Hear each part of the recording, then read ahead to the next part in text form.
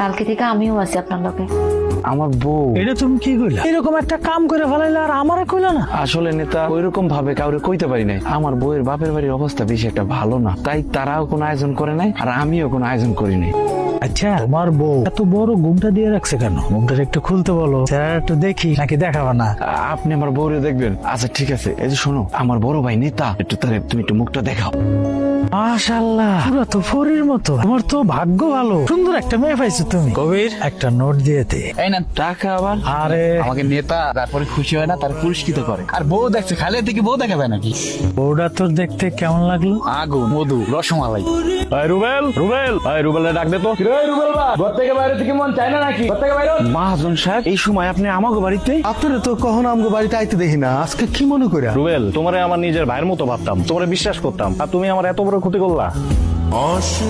কি কইতাছেন মহাজন সাহেব? আমি আপনার কি ক্ষতি করলাম? আমার ক্যাশে 5 লাখ টাকা ছিল, হিসাব নিকাশ তো তুমিই ম্যানেজ করতা, তাহলে আমার টাকা গেল কই? মহাজন সাহেব, আমি নিজের হাতে 5 লাখ টাকা ক্যাশে রাইখে আসলাম লক কইরা, সেই টাকা চুরি হইব কিভাবে সম্ভব? এত গল্প বাদ দিয়া টাকা কই রাখছেন ওইটা আগে কোন। শোনো রুবেল, তুমি আমার পুরানো লোক, তোমারে আমি কতটা বিশ্বাস করি তুমি জানো। তুমি যদি সত্যি সত্যি টাকাটা নিয়ে থাকো তাহলে দিয়া দাও। আর এই যে ভাই শোনেন, আপনার বাইরে যদি আমার দোকানের আশেপাশে দেখি আর তাহলে কিন্তু পুলিশ দিয়া ধরাই দেবো। আর দরকার পড়লে আমার অনেক পোলাপান আছে, ওরে দিয়ে কিন্তু এমন পিনামু তখন কিন্তু বুঝতে পারবেন। তুই কোনো চিন্তা করিস না, আমরা তো জানি তুই মানুষ কেমন, আল্লাহ ঠিকই একটা ব্যবস্থা করবো। তুই দুশ্চিন্তা করিস না ভাই। কই যাইতেছো? একটু সেলিম কাকার বাড়ির জন্য। কেন ওনার কাছে কেন? তোমার এখন আরো তো ধারণ সময়। মহাজনের ক্যাশে 5 লক্ষ টাকা ছিল, টাকাটা চুরি হয়েছে আর সেই চুরির দায় আমার মাথার উপরই পড়ছে। টাকা পয়সা লাগলে কইও, নেতারে কই একটা ব্যবস্থা করে দিন না। কান্দে ফরিয়া বাবা কান্দে রে, তোর একটা কথা কইতে আসছে। তুই আমার ভাগের জায়গাটা ঘর সহ বেচা দে, তারপর যে টাকা পাবি ওই টাকাতে মহাজনের টাকা শোধ করলি, আর বাকি টাকা দিয়ে তুই একটা ব্যবসা কর। কি কইতাছো তুমি? তোমার ভাগের জমি বিক্রি করে দিমু, তোমার ঘর সহ তোমরা কই থাকবা? তুই ওটা নিয়ে চিন্তা করিস না, আমরা ওই পাকের ঘরে একটা কোনা ব্যবস্থা করে নিব। টাকা পয়সা হইলে পরে একটা ঘর তুলে নিলাম। তুই মন খারাপ করে থাকিস না, তোর মন খারাপ আমি নিতে পারি না। তুমি চুপ করো, আর এই কথা একবারও বলবা না। তুমি যদি আর একবার বলো তাহলে আমি ঘর বাড়ি সবকিছু ছাইরা আমি চইলা যাবো।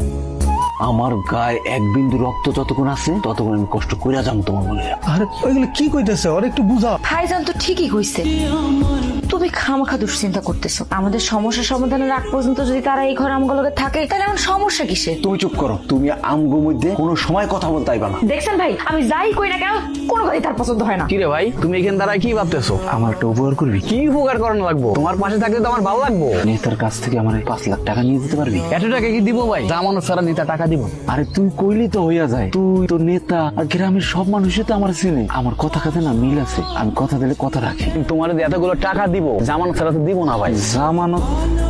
আচ্ছা জামানত কি রেহা লাগবে? আমি কই কি, তোমার জমির দলিল নিয়ে নিদার কাছে যাও, নিদার কাছে দলিল দিলে লগে লগে টাকা দিয়ে দিব। না না, আমার জমি আমি বেচবো না। আরে বলদ ভাই আমার, তোমার জমি বিক্রি করতে কইছে কিটা? তুমি জমির দলিলটা দিবা, জমা দিয়ে টাকা নিয়ে আবা, আবার যখন তোমার টাকা পরিশোধ করে দেবা জমির দলিলটা নিয়ে আসবা। হ্যালো নেতা, মাছের টোপ গিলা ফেলাইছে। তোমার এই বিষয়টা শুনে আমি খুব কষ্ট পাইছি। কি করবো বলো, সেলিম তো একটা অভদ্র লোক। আসলে আমার মহাজনের কোনো দোষ নাই, সব দোষ হইলো আমার। দেখছোস কবি, দেখছো কত ভালো মনের মানুষ। এইরকম একটা ভালো পোলারে চোর বানায় অপবাদ দিয়া কামেরতে বাইর করে দিল। কয় টাকা লাগবে? 5 লাখ টাকা সাবধানে রেখে দেবো, কালকে মহাজনরে দিয়ে একটা মীমাংসা করে ফেলবো।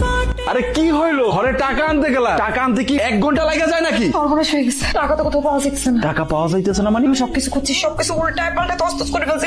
আরে তোমার মাথা কি ঠিক আছে? টাকা পাইতেছ না? 5 লাখ টাকা, সেই টাকাগুলো ঘরে রাখা, সেই টাকাগুলো পাওয়া যাইতেছে না। আমি এখন মহাজনরে দিব, কালকে আমি বইলাইছি মহাজনরে আমি টাকা ফেরত দিব, আর তুমি কইতেছ এখন? আরে তোমার টাকা কি আমি নিয়ে গেছি নাকি?